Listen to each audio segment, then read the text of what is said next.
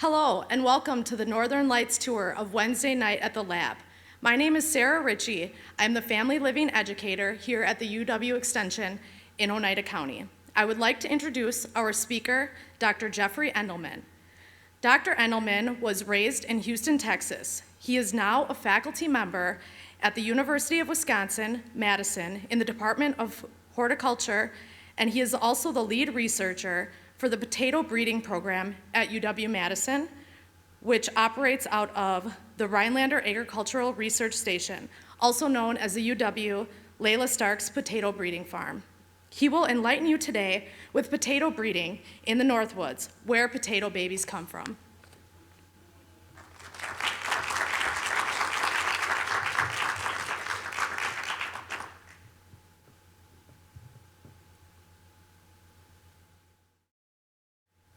Great, thank you for the introduction, and it's a pleasure to be here. As you just heard, I live and work in Madison, but come up to Rhinelander quite often for my work in the potato breeding program, so it's a pleasure to be here to be part of this lecture series in the Northern Lights tour. I'm hoping that this is a potato-friendly crowd. How many of you like to eat potatoes or potato products? Okay, everyone's raising their hand, that's great, me too. Especially now that I have this job, it's become, sort of you don't feel bad about eating potatoes, it's just a great part of your job. And by the end of this lecture, I'm hoping that I'll tell you a bit more about where do the varieties that you're eating, where do they come from?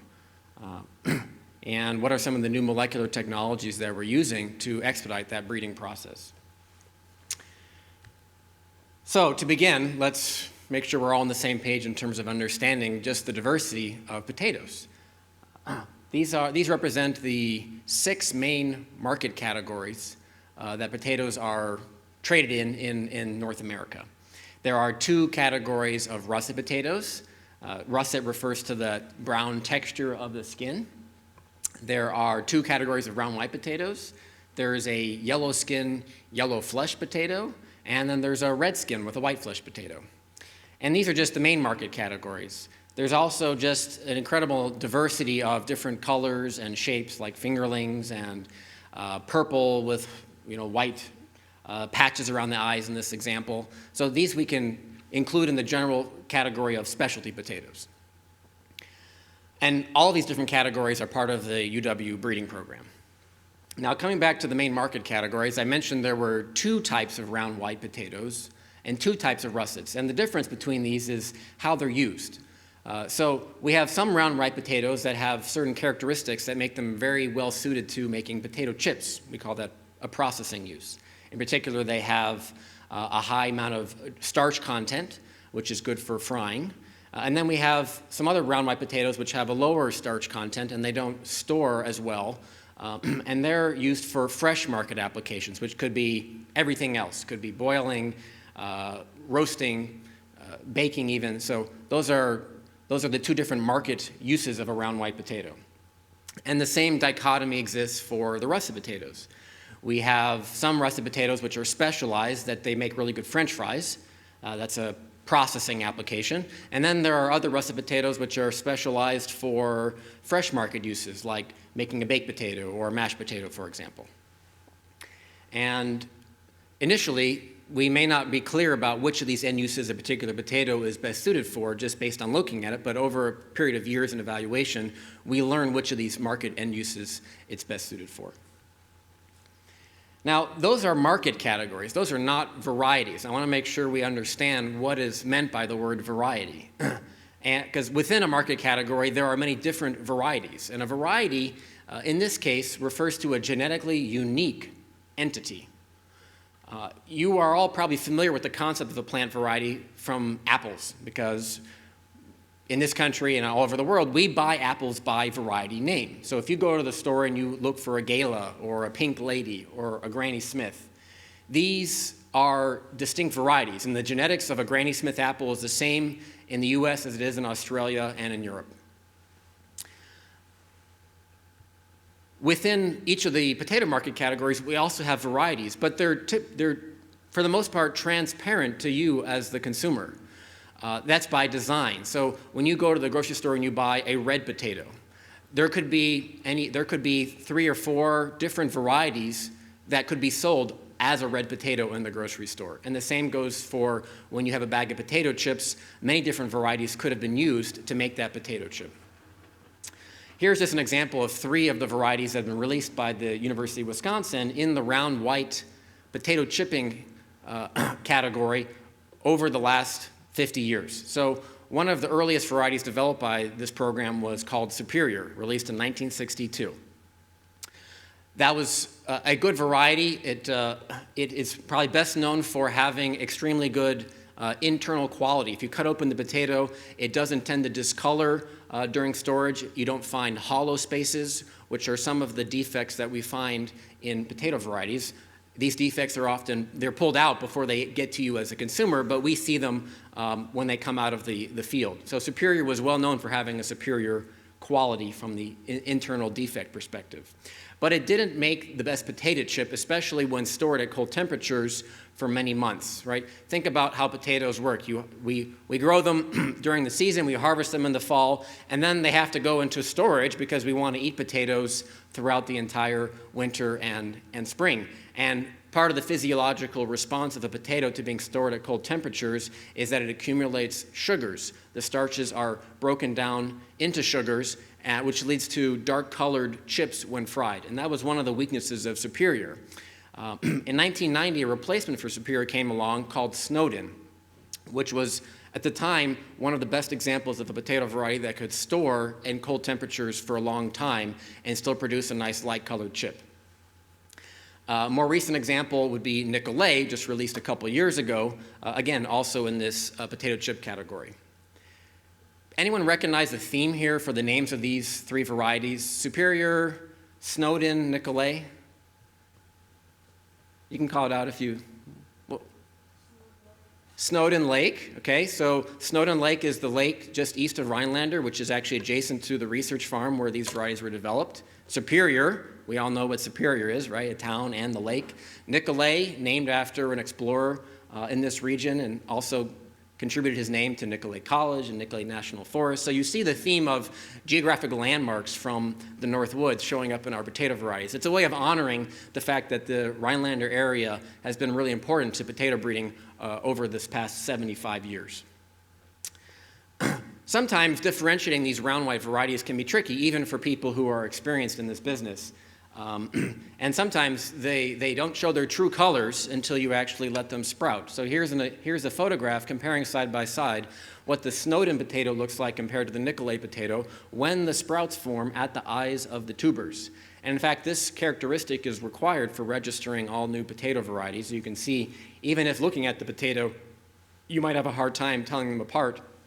You can see that the sprouts on the Nicolet have a nice purple color to them compared to Snowden. This characteristic of tubers from potato tubers to sprout, is really important for how they're used agriculturally. And we'll come back to that shortly. So now for the question I think you're all dying to know, which is, where do new potato varieties come from? Well, they have mothers and fathers, just like humans do. And the matchmaker here is the potato breeder. As a breeder, one of the most important jobs is actually trying to find the right combinations, trying to pick the 2 parents to put together to find the right combination of traits in the offspring. Unlike humans, potatoes are hermaphroditic, meaning that they have both the male and the female sexes in one plant. Here's a photo of the greenhouse at the Rhinelander Research Station, where we raise potatoes in pods specifically for the purpose of producing flowers, so we can make cross-pollination between them. So if you look at a potato flower, you'll see the yellow portion, which is the pollen-producing stamens, and then in the center of that is the pistil, which is the female part, and potatoes can self-pollinate. So you can have the mother and the father be the same individual, and sometimes we actually do that. More commonly, we will cross-pollinate them, taking the pollen from one variety and touching it to the pistil of the other variety to try and cross-fertilize them. What happens after you cross-pollinate? Well, the flowers are fertilized and they develop into fruits. So maybe some of you have never seen a potato fruit before. It should probably remind you of a small green tomato, right? Because potatoes and tomatoes are closely related. They're both members of the nightshade family. And within each one of these potato fruits can be hundreds of true seeds. Here's a picture of an example of true seeds, and we preface the word seed with true because the tubers can also be used like a seed. That's how commercial crops are planted. So we have to be careful when we talk about a true seed versus seed normally to a potato farmer would be a cut piece of potato.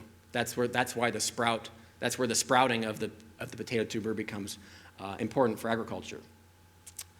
Let's see, some other observations here. So these seeds from one fruit, they're siblings. They have the same parents and they resemble each other, both genetically and in terms of their observable traits. And that resemblance is actually used when we do some of our analyses in the breeding program. Now, any one of those seeds has the potential to become a new variety, but it's a long shot. People quibble about what the true odds are. I put in here about 1 in 100,000 seeds probably has what it takes to become a variety. Some might argue it's closer to 1 in a million. It depends on your perspective. But the point is that very few of these seeds have what it takes to become the top spud. Hopefully this cultural reference is not lost on this audience. I grew up watching Top Gun the movie, first in English and then in German when I was in high school. So it's a big favorite of mine. And why is it so hard to make the cut? Because there are a lot of different characteristics that are necessary to be commercially successful. And I've grouped some of these characteristics into 3 different themes. One is the appearance of the potato. So it has a certain size and shape, color, the depth of the eyes, the quality of the skin, how textured it is or how shiny. Those are all appearances, and let's face it, we shop for potatoes largely with our eyes, just like we do a lot of other produce, so they have to look good. But then they also have to be productive so that they can actually be profitable for farmers to grow them. So they need to have yield. They need to produce the right number of tubers per plant. We call that tuber set. They have to mature and die at the right time and not continue growing through November when we're trying to actually harvest the potatoes. They have to be resistant to diseases, and they have to store well and not sprout when we don't want them to. So we want them to sprout when we plant them, but we don't want them sprouting when they're sitting on the grocery shelves. So these are all different productivity characteristics. And finally, there's a range of culinary traits for which we're, I think, just scratching the surface, really, in terms of our evaluation. So we're looking at how much starch do they accumulate, what are the characteristics of that starch from the textural perspective, what's the flavor notes of a potato. I mean, we know it doesn't want to be bitter, but can we actually accentuate the positive flavors? And there actually are very interesting flavors in more rare or heirloom and South American cultivated potatoes. And I mentioned already the importance of making French fries and potato chips, so there's certain processing characteristics there. So how do we find out whether a potato has what it takes? We don't do it all in 1 year. It's a many years, probably in excess of 10 years process, involves a lot of people and a lot of work. So I wanted to walk you through some of the highlights of this process. And it begins in what I'll call year 0, because I want to count the number 1 starting from the first year we planted in the field. And before we get to plant the seeds in the field, we have to actually plant them in a greenhouse. So in greenhouses at the Rhinelander Research Station, every seed, true seed, will go into a pot. And we have upwards of 10,000 square feet filled with tens and thousands of 4-inch pots, each one containing a genetically unique plant. At the end of that season, we will harvest 1 mini tuber from that 4-inch pot. And here's a photo just showing you something about what the underground, the below ground development of potato looks like. One of the challenges of working on potatoes is that so much of what's important happens out of sight. And that I especially, as someone who's been working in potatoes for only 2 years now, it's still a learning process to understand the complexity of what's involved in forming tubers underground. But a couple things I will share with you at this point. One is that potato tubers are not roots. That is sometimes a misconception. They are actually, they are anatomically speaking stems. They form at the end of underground stems called stolons. And the tips of these stolons swell and form potato tubers.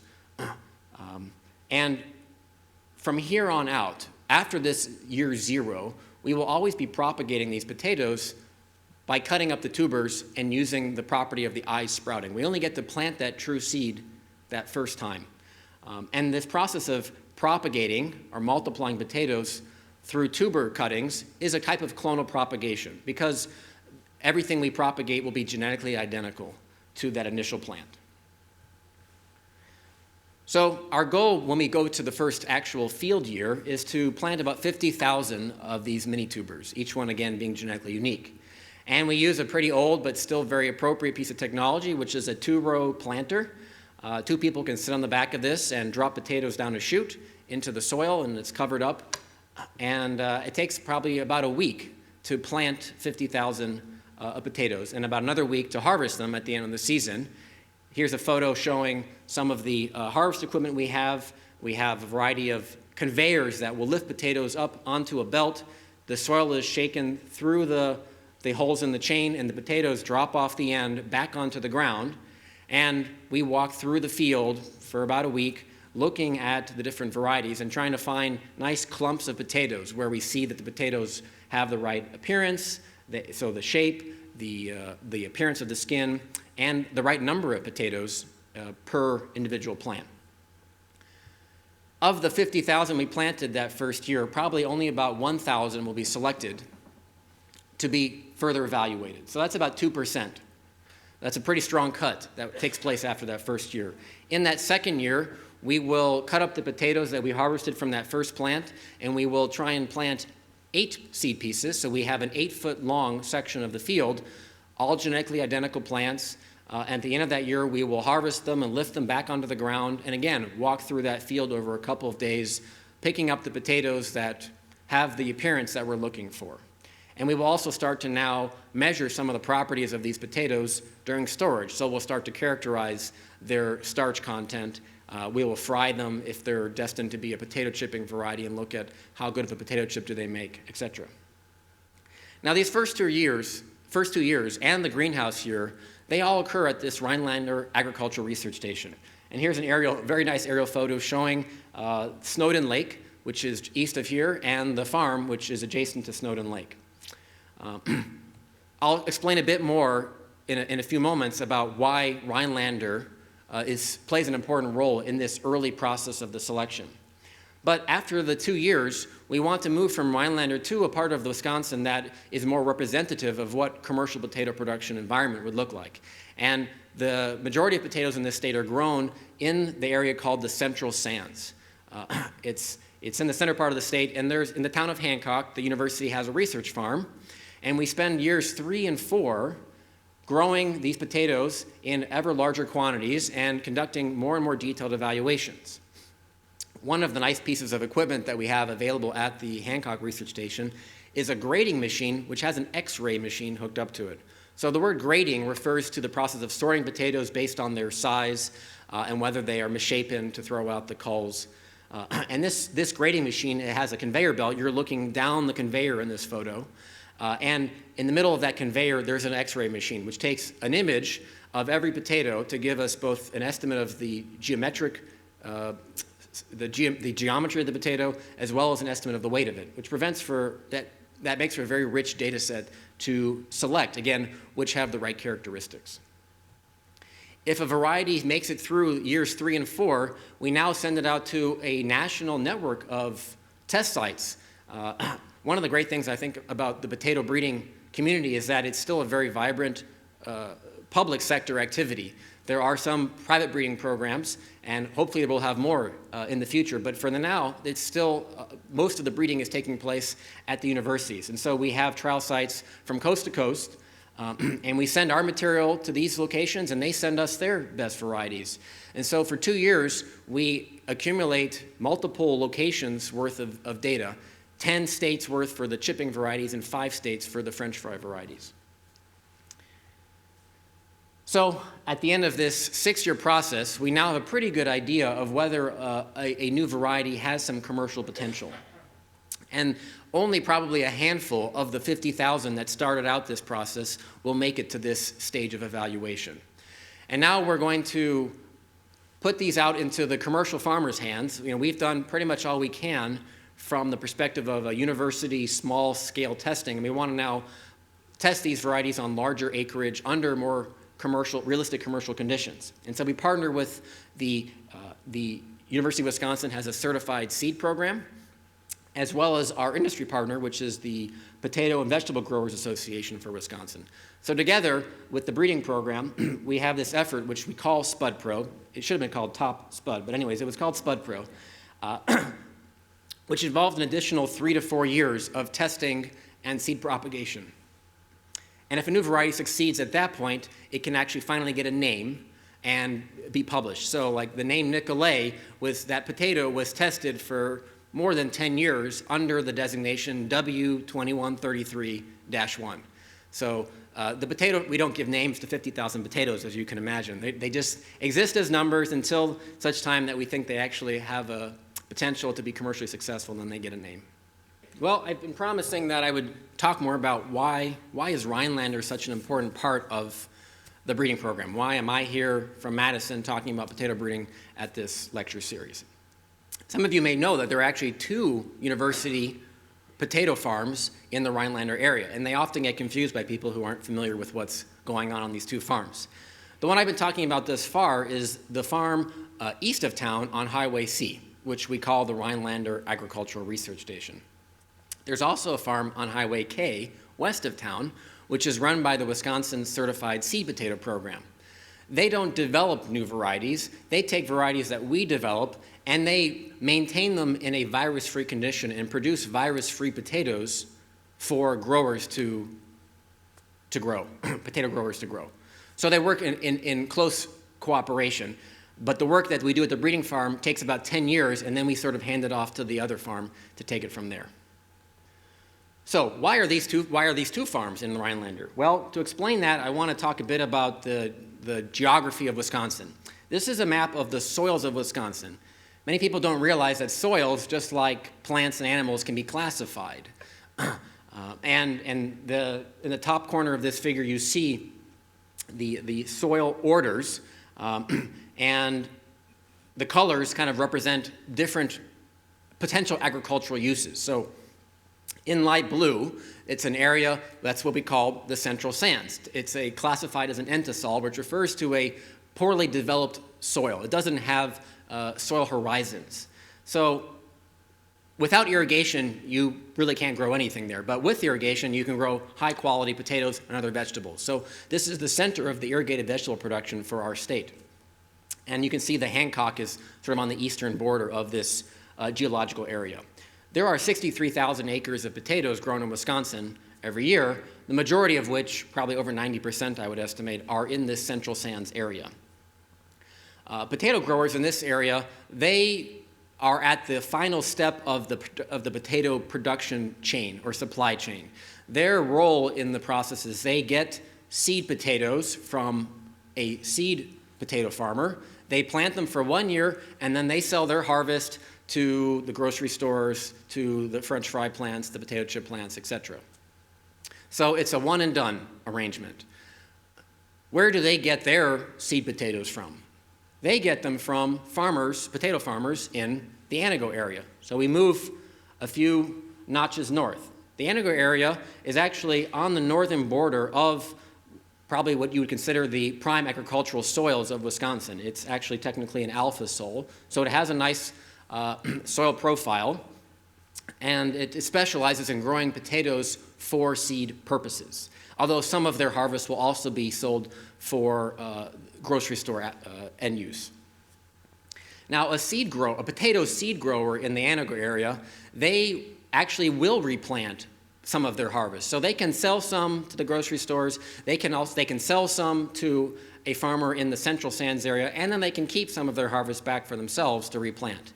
But in order to keep it back for their own replanting purposes, it has to meet very stringent requirements in terms of how much disease is present. And we'll talk more about disease in a moment. But because of the mathematics of how potatoes can multiply, 1 acre of a potato farm in the Antigo area can provide enough seed for 10 to 15 acres of land in the Central Sands. And that's why you don't need more than 10% probably of the total area devoted to seed production to satisfy all of our commercial production in the Central Sands area. Now, these Antigo growers, after a couple years, their seed may no longer meet the requirements for the disease. So where they have to get their seed from somewhere, where do you think they get their seed from? Rhinelander. So now you see Rhinelander is really at the head of this whole potato supply chain process. There are 2 farms in the Rhinelander area that are specialized in producing the seed for the seed growers. Okay, and that's maybe a little hard to wrap your head around, but we call that nuclear seed sometimes to differentiate it. They produce nuclear seed, in which they sell to a seed grower who then sells it to the commercial grower. And these 2 specialized farms, one is this UW farm on Highway K I mentioned earlier, and one is a private farm, was known as Zalosky Farm for many years, and now it's called Eagle River Seed Farm. So this process is something like a hot potato game. That's the first thing I thought of when I learned about it. The technical name is the limited generation system. But it's a hot potato because at every stage, you're only growing the potatoes for as many years as you can before they accumulate a certain amount of disease, and then you have to pass them on to farther down the supply chain. They get closer and closer to the end use in the food system. Every farm, in any given location, though, they will only handle that seed for a limited number of generations, hence the name limited generation system. And as I've been alluding to, one of the main reasons this limited generation system evolved over the past century is because of the pressure from diseases. Because the potatoes are propagated clonally by cutting, they can tend to accumulate viral diseases more easily than seed-propagated crops like soybeans or corn, for that matter.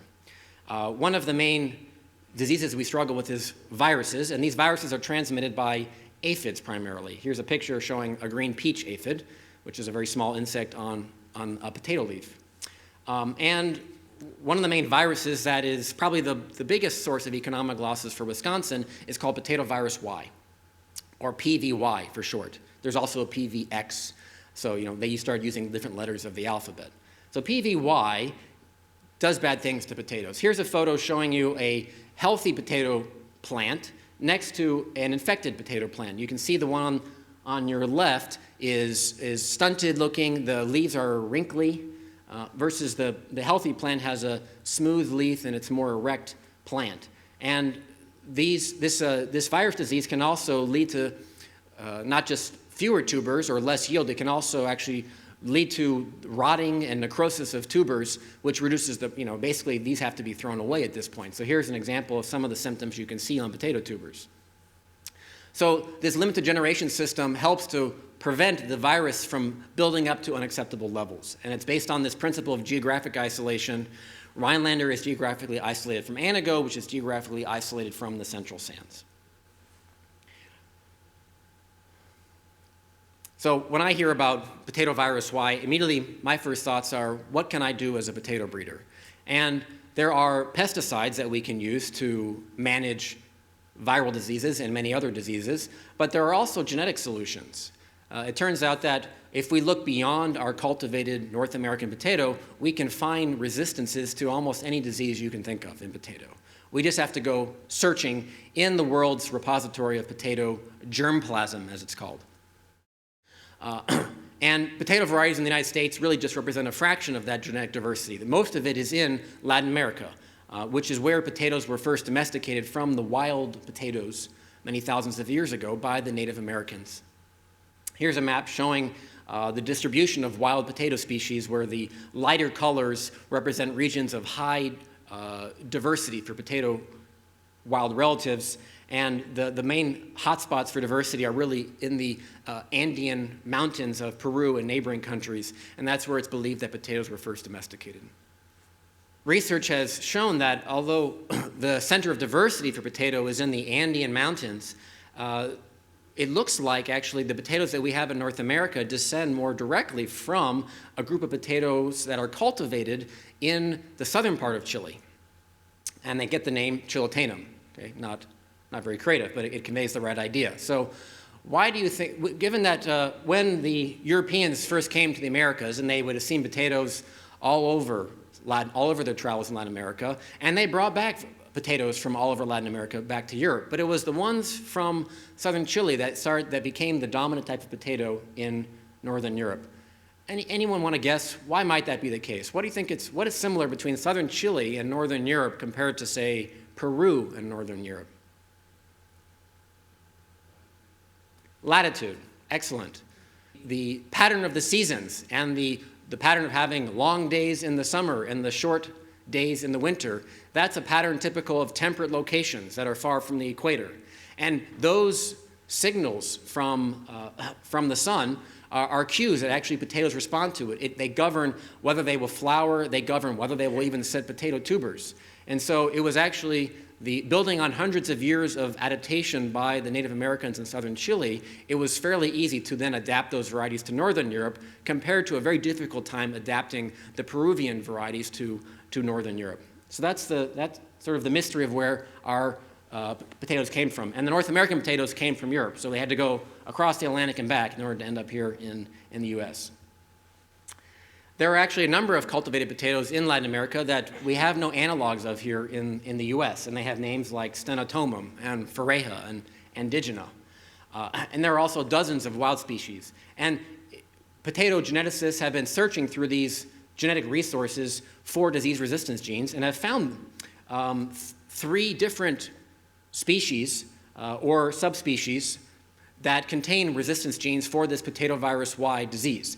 And they have been now crossbred over the last 50 years into some of our North American varieties. But it's still the case that most of our best North American varieties don't have resistance to this disease. It's a process. It takes many decades to try and move these resistance genes from something like a cultivated potato in the Andes to something that would be commercially acceptable in the US. So we're still engaged in this process of trying to move these resistance genes into European and US varieties. And what I want to tell you now about is how we can use some DNA technologies to facilitate that process. The key idea here is what we call a genetic marker. So to explain genetic markers, I want to tell you a little bit more about potato genetics. Like human DNA, potato DNA is a chemical sequence of 4 different letters. And these letters A, T, C, G, they encode different properties in proteins and in the regulation of how the organism develops. The DNA is organized as long molecules that are called chromosomes. And the term we use for the complete sequence of all the DNA in an organism, or all of the chromosomes, would be the genome. So here's a comparison of how the human genome compares with the potato genome. There are approximately 3.2 billion letters, or bases, in the human genome, which is about 4 times as many as in the potato genome, estimated to be around 850 million. It's still a lot of DNA. Humans have 23 pairs of chromosomes. Potatoes have only 12 chromosomes, but they come in groups of 4. So this is one of the most confusing things about potato genetics when you first start working in it, if you've come from a crop like corn or soybeans. Because humans, like corn, soybeans, most animals, inherit one version of a gene from mom and one version of a gene from dad. That's the pairing process. Potatoes inherit 2 versions of a gene from mom and 2 versions of a gene from dad. The technical term for this is autotetraploid. You can hear the word tetra, the number 4 is present in that name. So as a result of this tetraploid property, when I draw cartoons of potato genetics, I'm going to have 4 strands of DNA instead of just seeing 2 strands of DNA for every variety. So here's a hypothetical case. I take variety 1 as a mother, variety 2 as a father, and I look at the DNA sequences, and I find that at this one position, there's some variation. There are other positions nearby. It's always the same across all 4 chromosomes in each variety. But at this one position, there's a variant. In some strands of DNA, it's an A, in some it's a T. And you can represent that in a more concise way on the right just by saying this is a TAAA by TTAA. So 1 copy of T crossed with 2 copies of T. Now, I'm hoping some of you remember learning about Mendel in your high school biology or college biology classes, right? If you do, you probably learned the fact that if I take a mother, which is TA, and a father, which is TA, the children, I expect 25% of the offspring to be TT, 25% to be AA, and 50% to be TA, like one of the parents. So this is how the children can look different than either one of the parents. They call this independent segregation of chromosomes. Well, it gets more complicated with potatoes because we have 4 versions that can recombine. So Anyone want to take a stab? What do you think a TAAA by a TTAA becomes? It's not easy to just do on the top of your head, don't worry. This is how I torture my graduate students. It's a lot of fun. So it turns out the statistics are this, that around 8% of the children of the offspring will have no copies of T, 42% will have 1 or 2 copies of T, and 8% will have 3 copies of T. So you can work out mathematically what all of these different ratios are, and that allows us to interpret our genetic data. So the typical practical problem that we're trying to solve with these markers is the following. We have one variety which has good productivity, good yield, good marketability, but it's susceptible to this disease. And we have another variety which just isn't quite good enough from a yield or marketability perspective, but it has the resistance gene. So can we combine the best traits from both of these? So we have a susceptible and a resistant parent, and we know because of this segregation property of chromosomes, some of the offspring will inherit the resistance gene and some will not. Now we could take the time, and it may take a couple years, we could figure out which of these had that resistance gene by actually challenging them with the pathogen, but there's a faster way. We can extract the DNA, and we can assay that one position in the genome and find out which ones have the resistance gene. And I'll tell you 2 methods that we're using to do this. Method 1 is a tried and true method, been around for decades, called gel electrophoresis. The idea is that you'll take the DNA take the cells, break open the cells, take the DNA, and then you will cut the DNA with certain enzymes in such a way that the fragments that result are different depending upon whether it has that T or that A at that position. The enzymes will try and cut right there, and if it's a T, it can cut it, and if it's an A, it can't cut it. And that will lead to different size fragments, and we can now put those DNA fragments in a type of gel matrix, apply electric current, and the DNA moves with the smaller fragments moving faster than the bigger fragments. And the result is this kind of a banding pattern that can be used to then diagnose what version of the gene is present. So at the bottom, for example, in the yellow letters, the 2 bottommost lanes, as they're called, is a resistant with a 3-band pattern and a susceptible with a 2-band pattern. It's kind of faint, but here's the 3 bands versus 2 bands. And the top 4 are examples of new varieties that we didn't know what their status was until we ran this test, and we learned that only one of the 4 had the resistance gene. So this is one way that's fairly cost-effective if you know exactly what you're looking for. The problem is that in many cases, you don't necessarily know what you're looking for. You're in the process of trying to discover where is the resistance gene. And to do that, you need hundreds, preferably thousands, of these markers. And that's a lot of gels. It used to take a graduate student 4 years to do that project. Now we can do it in about 2 weeks. And we do it using a type of microchip technology specialized for DNA. It's a fluorescent array, and the same technology used to make computer chips can make a certain substrate to which we attach pieces of DNA that are complementary to the potato genome. And this chip fits in the palm, actually many hundreds of those chips fit in the palm of your hand. The potato array that we currently have is only about 3 years old now. We have 12,000 of these genetic markers, 12,000 positions on the genome we can interrogate with one of these chips. Our goal is to increase this to about 80,000 markers in the next several years. If this seems like overkill, just remember there are 850 million letters in the potato genome. So even with 80,000, we're talking about 1/100th of a percent that we're actually assaying with this. So it's sufficient for many applications, but still not sufficient for other applications. Well, let me now give you a short story about how we've used this potato chip chip by chip I mean the microchip, to do some interesting genetic studies. Here is a picture showing a population that was developed by my colleague, Shelley Jansky at the University of Wisconsin. And what Dr. Jansky did is she took a wild potato called M6, which produces these small, round, white potatoes. They're small, like the size of a quarter or something. And then this other potato called DM, which produces more like a fingerling type with a red skin. She crossed those 2 and got something quite unusual. She got a purple skinned potato, which was mostly round, maybe a little bit oblong. And then she took that purple skinned potato and she self-pollinated it, and she got what you see in that picture. all those colors and shapes were present in the genes of that one purple potato that you see right there. A remarkable example of how certain genetic properties can be masked, and that's what we call recessive genes. And the goal of this genetic study was to try and uncover the genetics behind all these colors. It wasn't just on the outside. You look on the inside of these potatoes and you see some have white flesh, some have yellow flesh, some have a purple or red center part of the potato. Just an amazing population. Well, we took about 180 of these progeny. We tested each one of them with this potato array and got thousands of DNA markers. And now we were able to actually do a statistical analysis at each one of those markers to find out, is that marker next to a gene for one of these color traits? And the results of this analysis can be displayed in this kind of a figure.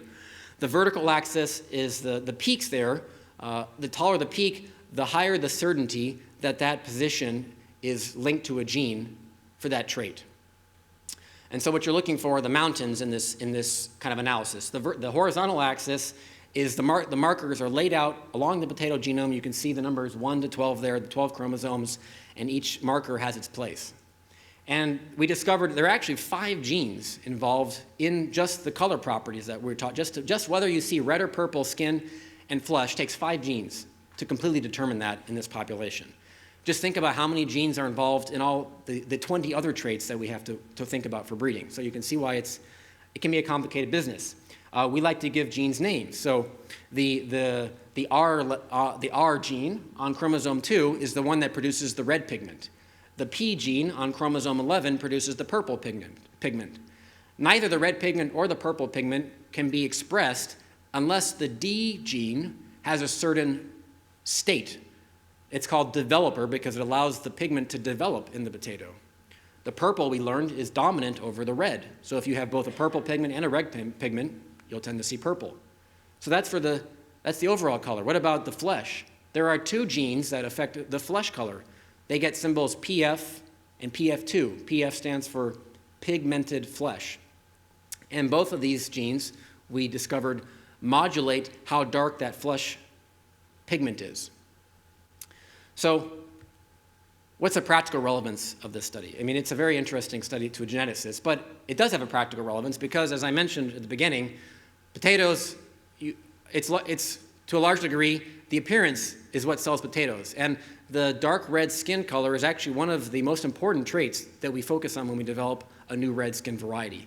So now we actually understand the genetics of the intensity of that red color better than we used to, and we can hopefully target these genes to more efficiently develop red skin potatoes that actually retain their dark red skin color throughout the storage season.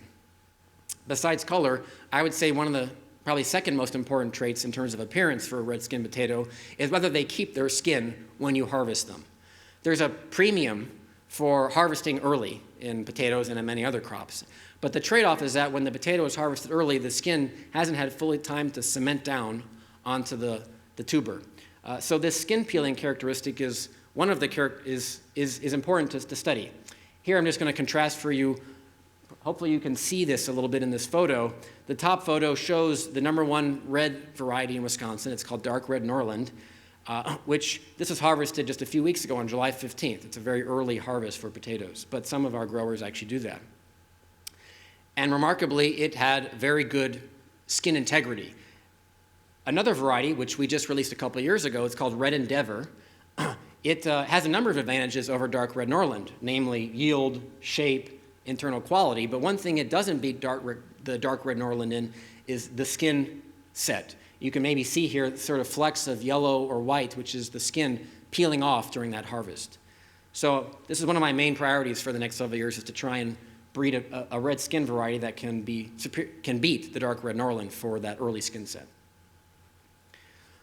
All right, let me wrap things up here and just remind us that I've tried to give you an overview of how new potato varieties are developed. It's a long process, takes many years and the work of a lot of people, and we're trying to use new technologies to make that process more efficient.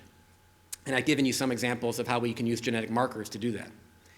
The breeding program has a great history. It's a real honor for me to be the leader now, over 75 years, and for most of that time, the Rhinelander Agricultural Research Station has been integral to that program, and it continues to be really important today because of the geographic isolation and because of our facilities and staff who have the institutional know-how to manage a breeding program.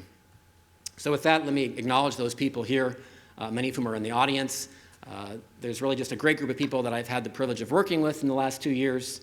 And if you have never been to the Rhinelander Agricultural Research Station, let me invite you now to our Family Day, which is on September 24th, open to the public. It's a chance to come help us harvest potatoes both for the food pantry and take a few of the oddballs home with you. 3:30 p.m. I hope to see you there. I have a website if you're interested in the potato breeding program. You can go to the website. I have a blog that I try and update with some regularity, so check it out. And I want to close by acknowledging that we get a lot of financial support from several organizations, in particular the USDA, the College of Agricultural and Life Sciences for UW-Madison, and the Wisconsin Potato and Vegetable Growers Association. Thanks for your attention.